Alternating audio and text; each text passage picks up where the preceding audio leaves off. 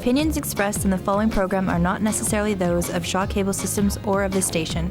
Through our access policy, we provide the opportunity for community groups and individuals to express their points of view.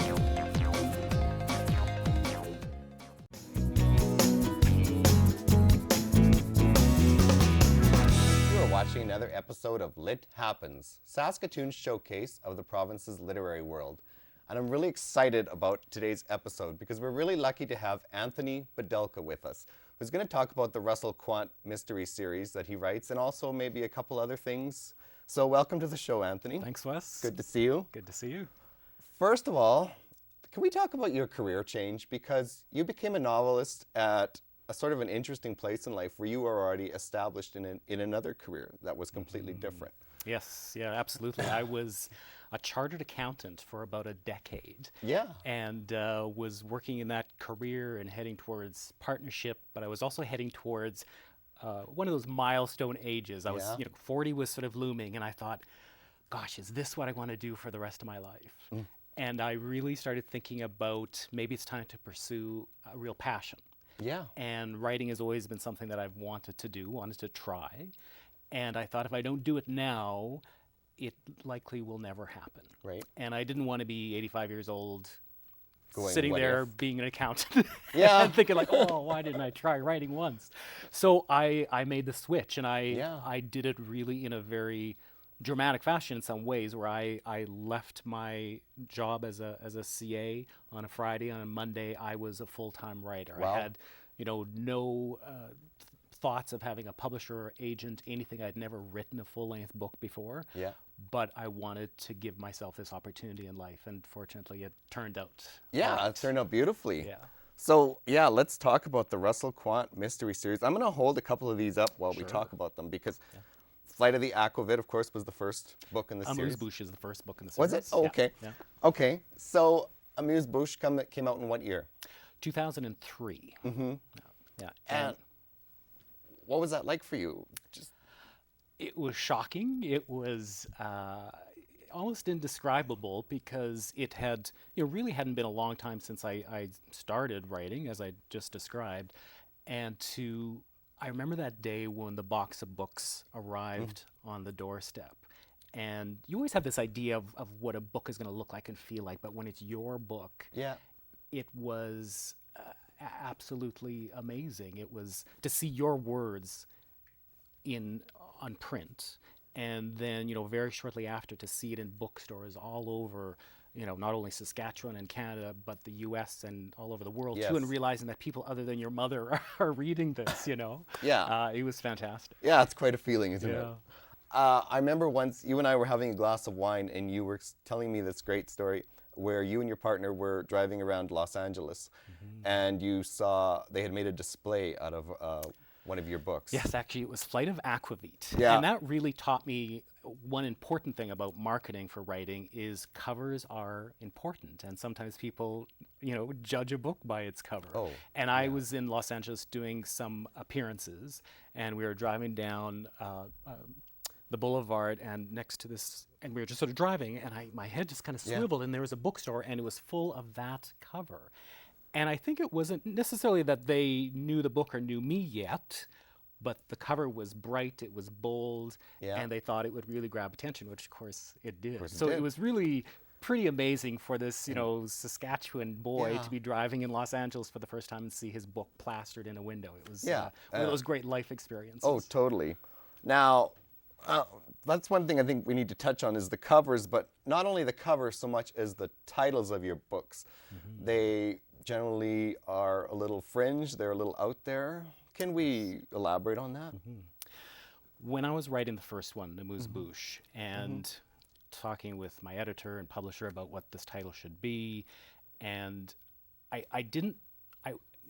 these books I wanted to be unique, and I wanted the cover to tell people that what's inside might be something a little different than they would normally get from a normal mystery. So aside from the covers themselves, I wanted the titles to be something unique and representative yet of what the book is and what the feel of the book is. One of the hallmarks of these series is that although my detective lives in Saskatoon, he travels internationally somewhere during the course of the story, either to, find a bad guy or, find a clue, or just on personal pursuits. So the titles, if you listen to them, or if you know a little bit about different parts of the world, you might guess where some of the book takes place. So Amuse-Bouche, part of that book takes place in France. Sundown or Ubuntu, for instance, takes place in Africa. Tapas on the Ramblas, Barcelona. So it's, on the one hand, I wonder if I, somehow shot myself in the foot. They're hard titles to remember. But I kind of see myself as the Arnold Schwarzenegger of mystery writers, that once you know the name Anthony Bidulka, also not an easy name to remember, and once you know the titles of these books, you'll probably never forget them. Or you'll just look on a shelf and that's a title I've never seen before. It's probably a Bidulka book. Oh, completely. So. No, I think you're on a roll. And now, another thing that really fascinates people, me included, is your broad use of Saskatoon and Saskatchewan in the province. For example, in Stain of the Berry, there was a murder that took place in the condo community that I live in. Sorry, man. Nothing personal. So what's the response been to that? It really has been quite incredible. Yeah. And the one that you talk of, the building that this death occurs in, I was very conscious of the fact that I didn't want, because I described the apartment pretty precisely, but I didn't want anyone actually living in a real live apartment to think a murder happened here. Right. So I did my research and I made sure that the number of that apartment didn't exist in that building, but I certainly described the building very well. You know exactly where it is in Saskatoon. I described what you can see from the window of that apartment. And then I thought, what are the chances that anyone who would live in that apartment would read these books? It's I'd love to hope that everybody in Saskatoon reads these books, but it's not the way it's going to be. So having the launch of this book at McNally Robinson, line of people coming up to have the book signed, and who is in the line is this guy who says, actually, I live in that apartment. And I just froze for a second and, smiled up at him, hoping there was going to be a smile coming back, and he just loved it. Well, of course. He just loved it. So it's, and I think, the other thing with setting books in Saskatoon is that we don't have a lot of books that are writing about us, and people like to see themselves in the places that they live in print. It's an exciting thing. Oh, sure, they do. And from my perspective as a writer who, wants to have an international readership, I thought there was a lot of other things that would be interesting about this series of books, but probably the most interesting thing to my readers who are outside of Saskatchewan and live in the US and around the world is because the hero lives in Saskatoon. Because it's a place that a lot of people haven't been. So it's a foreign, exotic, new location to them, and they're really curious about what is life like in Saskatoon, Saskatchewan. Yes, and I think about this a lot because in a way you and a lot of us writers, but you've been very good at this, is putting Saskatoon on the map.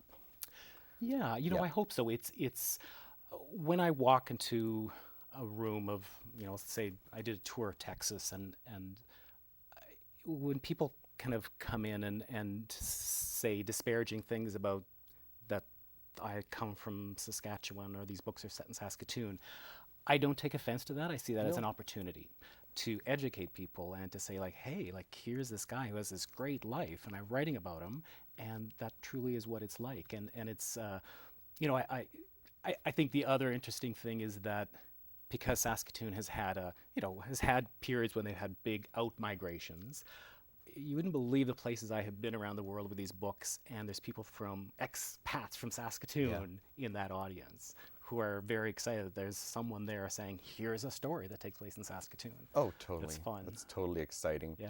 Now, just before we go, there have been rumors that your main character, Russell Quant, will have his own TV series. That's been going around for a little while. Yes, it certainly has. Can you give us any feedback on that? I mean, I think the only feedback I can give you is that it's a long process, and right now it changes all the time, but right now there is a screenwriter in LA who is writing a potential, I think now they're thinking movie of the week is the route they're going. But as you say, I mean, it's been going around for a long time. That's an industry that is it's very interesting to me, Yeah. but I don't understand much about it at all. Yeah. So I think Russell would make a great Oh. character in a series or a movie. So fingers crossed. Yeah, however he manifests on the screen, I think it's going to be exciting. Yeah, I think so too. Now, there is another little rumor going around that Where you're are you working getting all on. these rumors from, Wes? I talked to a lot of writers that you're working on something that isn't Russell Quant related. Yes. My dream is that eventually I would start writing 2 series at the same time, and with the idea of kind of like a good investor, I want to diversify a little. So I've been working on sort of an idea on a new series. I actually just finished the first draft of it yesterday, so I was celebrating last night. And it still, though, has a very strong Saskatchewan flavor to it. Like, I really want to hold on to that because I think we have some great stories to tell, and we have a wide cast of interesting people to write about and to murder right here in Saskatoon. Oh, totally. It's all very exciting. Lots to look forward to. So very quickly before we go, you have a terrific website. Thank you. What is it? It's www.anthonybidulka.com. Good to know. So it was great to have you here. Thanks for coming up. And that's probably all the time we have today for Lit Happens. If you enjoyed this episode, you can catch previous episodes on YouTube. You can go onto our Facebook page and like us. So thanks again, Tony. Thanks, Wes. And we'll see you next time on Lit Happens.